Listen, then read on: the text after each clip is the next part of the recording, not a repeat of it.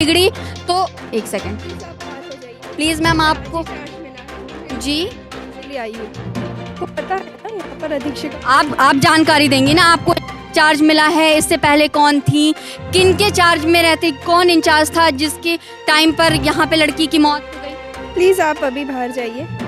किन परिस्थितियों में लड़की की मौत हुई जिसका। नमस्कार, मैं गरिमा श्रीवास्तव और आप देख रहे हैं द लोकनीति। प्यारे मियां यौन शोषण मामले में एक नया मोड़ आ गया है। यौन शोषण मामले की शिकार हुई नाबालिग बालिका की संदिग्ध परिस्थितियों में मौत हो गई है। बालिका पिछले 6 महीने से शासकीय बालिका गृह में रह रही थी। प्रारंभिक जांच में मौत की वजह नींद की गोलियां बताई जा रही हैं। बताया जा रहा है कि सोमवार को नाबालिग ने नींद की गोलियां खा ली, जिसके बाद सोमवार रात संदिग्ध परिस्थितियों में उसे हमीदिया अस्पताल में भर्ती कराया गया। परिजनों का आरोप है कि बालिका की तबीयत बिगड़ जाने के 4 घंटे बाद में सूचना दी गई। सूचना मिलते ही नाबालिग के परिजन भी अस्पताल पहुंच गए। हालांकि पीड़िता ने बुधवार रात 10 बजे इलाज के दौरान दम तोड़ दिया, जिसकी पुष्टि हमीदिया अस्पताल के अधीक्षक ID चौरसिया ने की। आखिर कौन है यह प्यारे मियां जिसका नाम यौन शोषण मामले में लिया जा रहा है? प्यारे मियां पहली बार सुर्खियों में तब आए जब उनका नाम यौन शोषण मामले में सामने आया था और उनकी गिरफ्तारी में काफी समय लग रहा था। लोगों का कहना था कि इसके पीछे राजनैतिक संरक्षण है।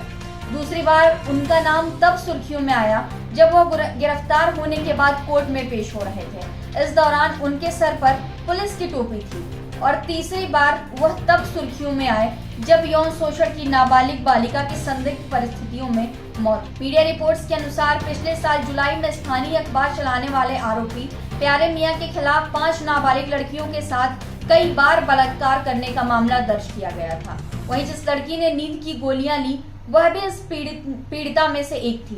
गौरतलब है कि यह मामला पिछले साल तब सामने आया था जब देर रात गश्त करती पुलिस को 5 लड़कियां सड़क पर दिखी थी। कारण पूछा गया था तो जवाब देने की हालत में एक भी लड़की नहीं थी। सब के सब शराब के नशे में लिप्त थी। नाबालिग लड़कियों का शराब के नशे में होना पुलिस को खटका था।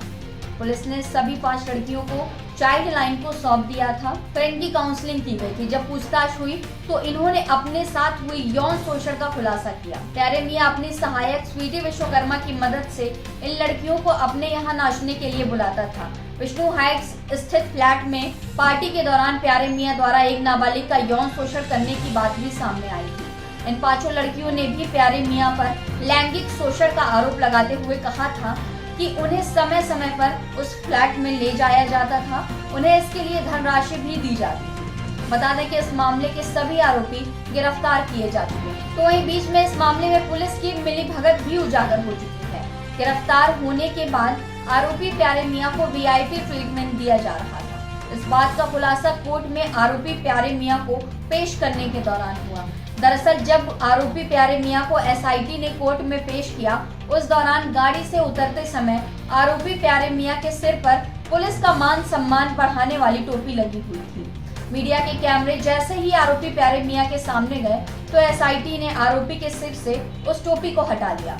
इस घटना के बाद यह बात साफ हो गई कि पुलिस के बड़े अधिकारी या फिर निचले स्तर के अधिकारी सभी आरोपी प्यारे मियां से मिले जुले हैं। अब बालिका की मौत के बाद इस मामले पर परिजनों ने बालिका गृह की अधीक्षिका अंतोनिया कुजूर इक्का पर प्रताड़ना का आरोप लगाया है और सवाल उठाया है कि आखिर नींद की गोलियां वहां कैसे पहुंची, जबकि मामले की गंभीरता को देखते हुए बालिका गृह की अधीक्षिका को हटा दिया गया है। अब बालिका गृह में नई अधीक्षिका को प्रभार सौंपा गया है। जब हमने उनसे मामले पर सवाल किया तो वह किसी भी तरह के सवालों के जवाब से बचती नजर आई। मैडम, आप यहाँ के मामले पर अभी तक शासकीय बालिका गृह प्रबंधन ने कोई भी जवाब नहीं दिया। आप इस मामले पर क्या कहेंगी? आखिर लड़की की जब तबीयत खराब हुई, स्थिति उनकी बिगड़ी तो एक सेकंड प्लीज मैम आपको जी आइए को पता है ना यहाँ पर अधीक्षक आप जानकारी देंगी ना। आपको चार्ज मिला है, इससे पहले कौन थी,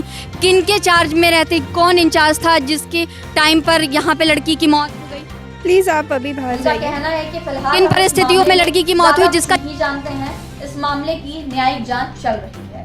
उन्होंने सीधे तौर पर बालिका गृह से जाने तक की बात कह दी। वहां मौजूद गार्ड भी किसी तरह के सवालों के जवाब नहीं दे रहे थे।